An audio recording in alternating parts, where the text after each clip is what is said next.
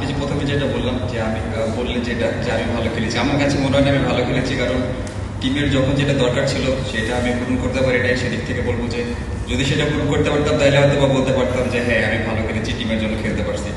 দিচ্ছিলাম আমি আর শান্ত ভাই। তো এই দিক থেকে বলবো we are little bit of unfortunate, কারণ রান আউট এবং অনেক ভালো ক্যাচ করছে, ভালো একটা রান আউট করছে ওরা। তো আমার কাছে আমরা এটা অনেক টার্নিং পয়েন্ট, কারণ ওখান থেকে যদি আমরা একটা ছোট 30 কিংবা 40 রানের পার্টনারশিপ আরো অ্যাড করতে পারতাম দুইজন মিলে, তাহলে মনে হয় আমাদের কাছে গেমটা অনেক ভালো, আরো বেশি ইজি হয়ে যেত আমাদের কাছে। এখানে যেরকম উইকেট এখানে ডিমান্ড করে সব থেকে বেশি যে যারা সেট হবে উইকেটে তাদের আর অনেক লম্বা ইনিংস খেলতে হবে।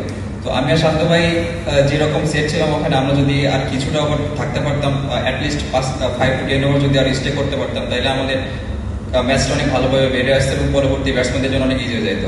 আর আমাদের জাস্ট একটা মেসেজ থাকবে সামনের ম্যাচের জন্য, সেটা হলো যে যারা নতুন ব্যাটসম্যান যদি উইকেটে যায় তাদের জন্য খুব ডিফিকাল্ট, একটু সময় নিয়ে ব্যাটিং করা, এবং যারা সেফ থাকবে তাদের শেষ পর্যন্ত খেলার চেষ্টা করতে হবে ম্যাচটাকে না হওয়া পর্যন্ত।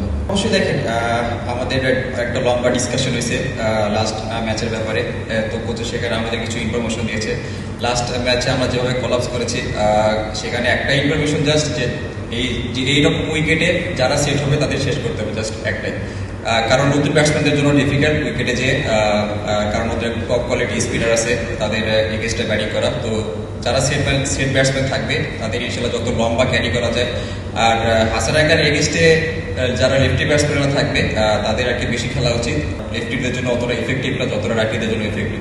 তো এই কিছু ইনফরমেশন আমাদের দেওয়া হয়েছে, যেগুলো ইনশাল্লাহ সামনের ম্যাচে সবাই কাজে লাগে আশা করি।